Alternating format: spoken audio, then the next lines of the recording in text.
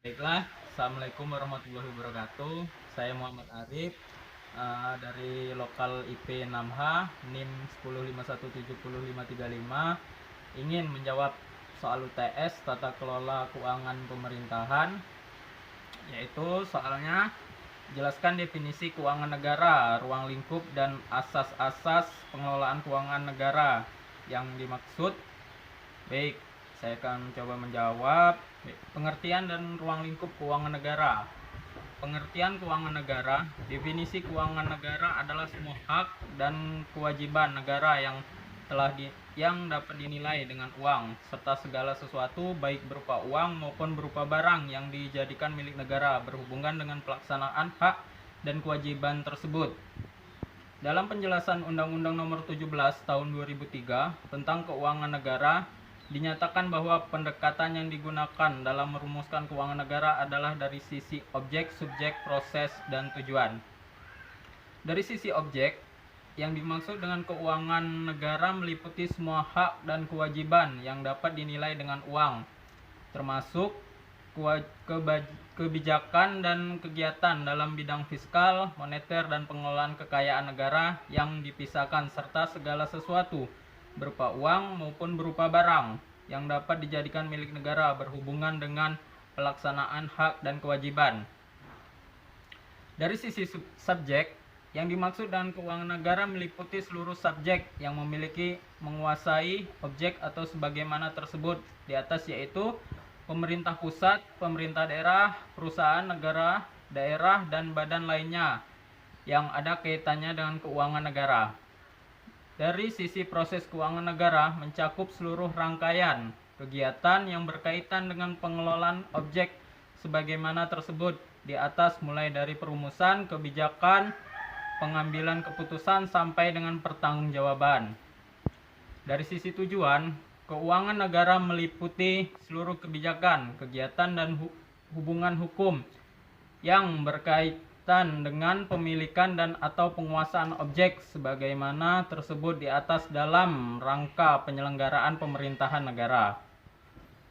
Berdasarkan pengertian keuangan negara dengan pendekatan objek, terlihat bahwa hak dan kewajiban negara dapat dinilai dengan uang.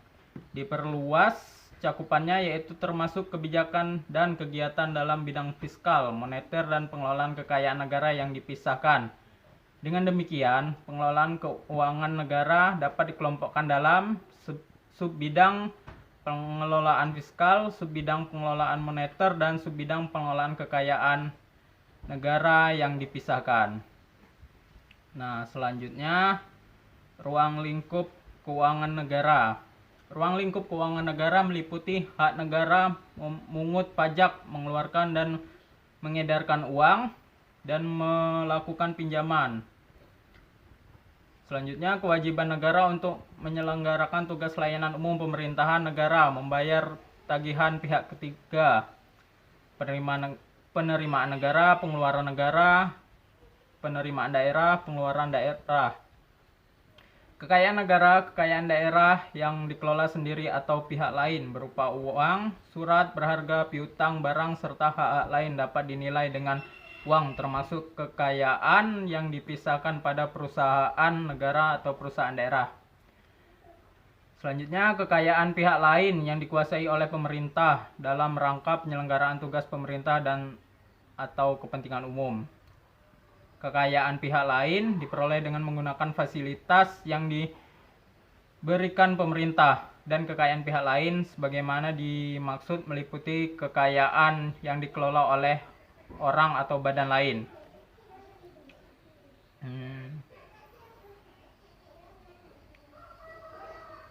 Selanjutnya, asas-asas umum pengelolaan keuangan negara.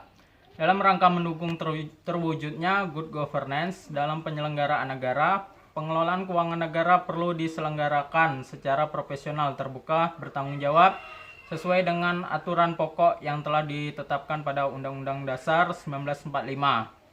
Aturan pokok keuangan negara telah dijabarkan ke dalam asas umum yang meliputi baik asas-asas yang telah lama dikenal dalam pengelolaan keuangan negara seperti asas tahunan, asas universalitas, asas kesatuan, dan asas spesialitas maupun asas-asas baru sebagaimana pencerminan penerapan kaidah-kaidah yang baik.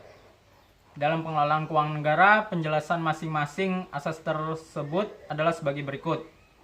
A. Asas tahunan memberikan persyaratan bahwa negara dibuat secara tahunan yang harus mendapat persetujuan dari bidang legislatif. B. Asas universalitas kelengkapan memberikan batasan bahwa tidak diperkenankan terjadinya percampuran antara penerimaan negara dengan pengeluaran negara. C. Asas kesatuan mempertahankan hak budget dari Dewan secara lengkap, berarti semua pengeluaran harus tercantum dalam anggaran. D. Asas spesialitas masyarakat bahwa jenis pengeluaran dibuat dalam mata anggaran tertentu tersendiri dan diselenggarakan secara konsisten, baik secara kualitatif atau kuantitatif. E. Asas akuntabilitas berorientasi pada hasil, mengandung makna bahwa setiap pengguna anggaran wajib menjawab dan menerapkan kinerja organisasi atas keberhasilan atau kegagalan atau suatu program yang menjadi tanggung jawab. F. Asas profesionalitas mengharuskan pengelola keuangan negara ditangani oleh tenaga yang profesional. Asas proporsionalitas pengalokasian anggaran dilaksanakan secara proporsional pada fungsi-fungsi kementerian lembaga sesuai dengan tingkat prioritas atas tujuan yang ingin dicapai. Atas keterbukaan dalam pengelolaan keuangan negara mewujudkan adanya keterbukaan dalam pembahasan, penetapan, dan perhitungan anggaran serta atas hasil pengawasan. I. Asas pemeriksaan keuangan oleh badan pemeriksa yang bebas dan mandiri, memberi kewenangan lebih besar pada badan pemeriksa keuangan untuk melaksanakan pemeriksa atas pengelolaan keuangan negara secara objektif dan independen. Selanjutnya saya akan menjawab soal yang kedua, yaitu di sini saya mendapat jawaban dari sebuah website yaitu redaksi24.com. Dana desa tahun 2020 ada alokasi untuk penanganan COVID-19. Salah satunya dari Kabupaten Tangerang. Sebagaimana upaya untuk menangani pandemi corona, pemerintah pusat menambah anggaran